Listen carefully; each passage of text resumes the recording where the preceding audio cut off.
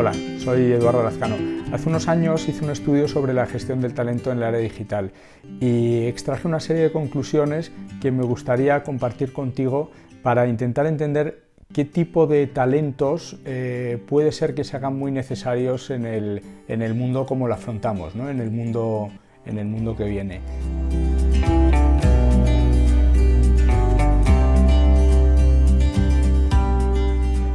Vamos a denominar los talentos gestores, a los talentos del MBA, talentos creativos, los talentos del creativo, talentos desarrolladores, los del business developer, y talentos relacionales, los del comercial de calle, ¿no? Entonces ya tenemos un mapa donde aterrizar aquellos talentos.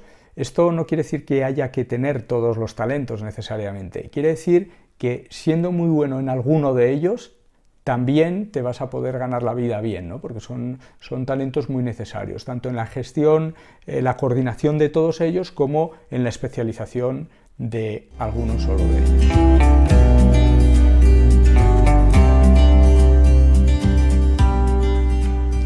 En primer lugar, la eficiencia. Es un talento muy curioso, hay gente muy especializada en ello. Voy a intentar describírtelo con una noticia publicada hace tiempo. Fue un tipo en Estados Unidos que se fue de su empresa, no le echaron, se fue, cambió de puesto de trabajo, y cuando los informáticos se metieron en su ordenador descubrieron que tenía todo automatizado, tenía absolutamente todo automatizado. Si iba a llegar tarde, se lanzaban una serie de mails que hacían parecer que él estaba dentro de la oficina. Hasta la máquina de café la tenía sincronizada para que cuando caía el café era justo cuando él estaba llegando por el pasillo a la máquina. O sea, el titular de aquella noticia era muy curioso porque era un jeta o un crack.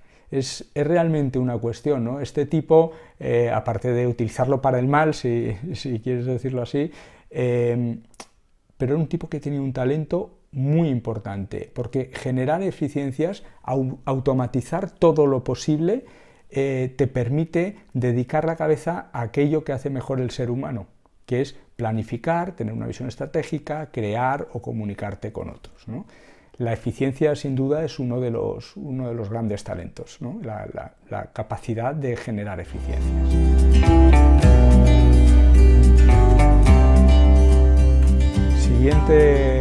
Siguiente talento, ¿no? Grupo de talentos, los talentos sociables, ¿no? Aquí tenemos la empatía y la sociabilidad, ¿no? Son esenciales. La capacidad de relacionarte con tus semejantes es una herramienta brutal en términos de negociación, de generación de confianza, de interpretación de las necesidades del otro. Son aquellos talentos que los comerciales de calle, como decíamos, pues tienen muy desarrollados, ¿no? A lo largo de sus años.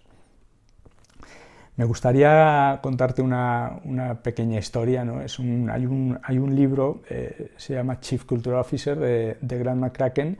Él es un antropólogo y lo que defiende es la idea de que en todas las organizaciones debería haber alguien con las atribuciones suficientes de influencia dentro de la organización, que conozca a las personas, ¿no? que sea un experto en conocer los comportamientos de las personas.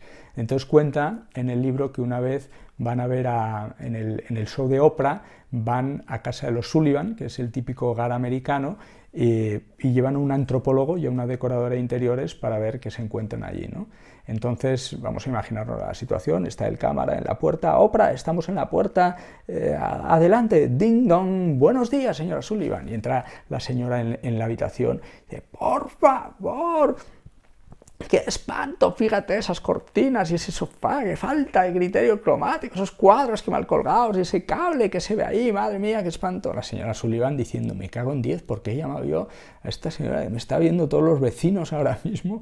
Y mientras McCracken está paseando, en un momento dado se asoma a una habitación ahí al lado y ve al padre y la hija que están esperando a que pase el directo, ¿no? Entonces están bailando, están haciendo el baile Pocahontas, pasándose por encima, etc.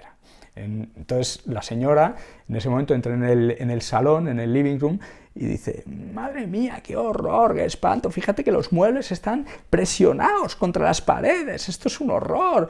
Y interrumpe McCracken en ese momento y dice, Oprah, ¿tú sabes por qué los muebles están presionados contra las paredes? pues para dejar espacio en medio y tener sitio para hacer bien el baile de Pocahontas. Pasen, pasen por favor y hagan el baile de Pocahontas. Dice, en ese momento me di cuenta de que el concepto de hogar para esta señora estaba en función de los muebles que ahí había y su disposición. El concepto de hogar para mí estaba en función del comportamiento de sus habitantes. No hay una visión buena y una mala. La riqueza está en la agregación de visiones. Personalmente, para mí fue una pedrada esta idea y me la llevé siempre. Un día estaba en una empresa de pequeños electrodomésticos haciendo un training en Lisboa, estábamos hablando de este tipo de cosas y un momento dado les digo, oye, ¿esto que hay en la estantería qué es? Es que no tengo mucha experiencia, ¿no? Entonces me dicen, pues es una plancha para el pelo. Digo, sí, una plancha para el pelo. ¿Sabéis lo que veo ahí? Yo ahí lo que veo es la autoestima de una niña de 20 años, que no sale a dormir fuera de casa si no lleva su plancha para el pelo, porque le da seguridad. Igual que en esa licuadora veo un padre de 40 que cuando su hijo tenga 18 quiere estar en forma y poder jugar al tenis con él. Interpretar el mundo desde los comportamientos de las personas le da una riqueza a nuestro trabajo brutal y quien tenga desarrollado ese talento razonablemente no va a tener muchos problemas para desenvolverse en el mundo en el que entramos.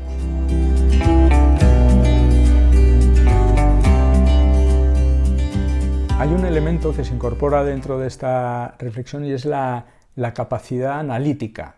Voy a contaros otra batallita para entender en qué consiste, ¿no? En la Segunda Guerra Mundial la US Air Force decidió reforzar los fuselajes de los aviones, ¿no? Entonces hicieron un estudio, un mapa, que es el que veis en pantalla, con los impactos de bala que recibían los aviones, ¿no? que habían vuelto el combate. Entonces de esta forma tendrían una guía para ver dónde reforzar los aviones, ¿no? Los fuselajes.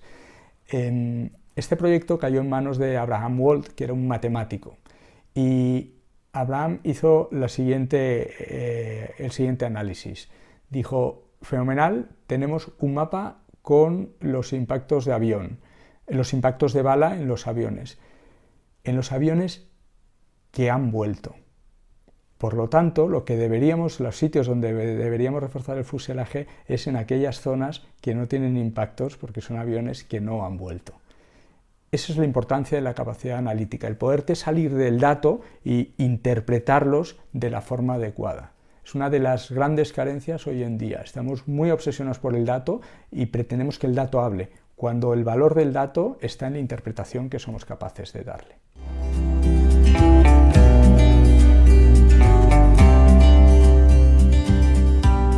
Ubicado en los talentos desarrolladores, puesto que tiene una parte de exploración, de ver hacia dónde vas, pero requiere una racionalización, he puesto la visión estratégica. Durante todos los años que he trabajado, cada vez que había una revisión, un mid-year review, me venían gente de otros equipos y me decían, joder, mi jefe me ha elogiado, me ha dicho que estoy haciendo un gran trabajo, pero me ha dicho que me falta visión estratégica. Y me preguntaban, ¿qué es la visión estratégica? Y sinceramente siempre me costó mucho contestar a esto, ¿no? Entender qué es exactamente y qué representa esa visión estratégica. Al final no tiene que ver con la jerarquía en la que se han tomado las decisiones, ¿no? La visión estratégica no es la que tienen los que están muy arriba en la organización, ni no es visión estratégica los que están abajo. La visión estratégica, como dice Warren Buffett, son aquella media docena de cosas que explican el 80% de mi comportamiento. Es decir, la visión estratégica o actuar estratégico es cada decisión que tomas que esté alineada con esa media docena de cosas que explican el 80% de tu comportamiento. Si tú has apostado por el valor de tu producto, el 80% de tu comportamiento debe estar dirigido a proteger el valor del producto. Que sí, que llega a fin de año y tienes un 20% de margen para prostituir un poco el precio para llegar a los objetivos, lo que quieras, pero es un 20%. Porque si el 20% se convierte en el 50%, estás traicionando tu estrategia. Y es mucho mejor no tener estrategia a traicionarla, porque te hace mucho menos fiable y mucho menos entendible.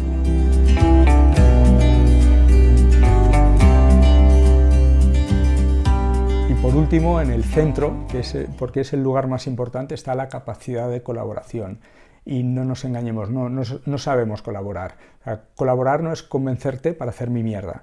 Colaborar es estar dispuesto a hacer una cosa que no tiene nada que ver con lo que tienes en mente si contribuye bien a los objetivos que buscamos, aunque en eso no haya nada de mi idea original.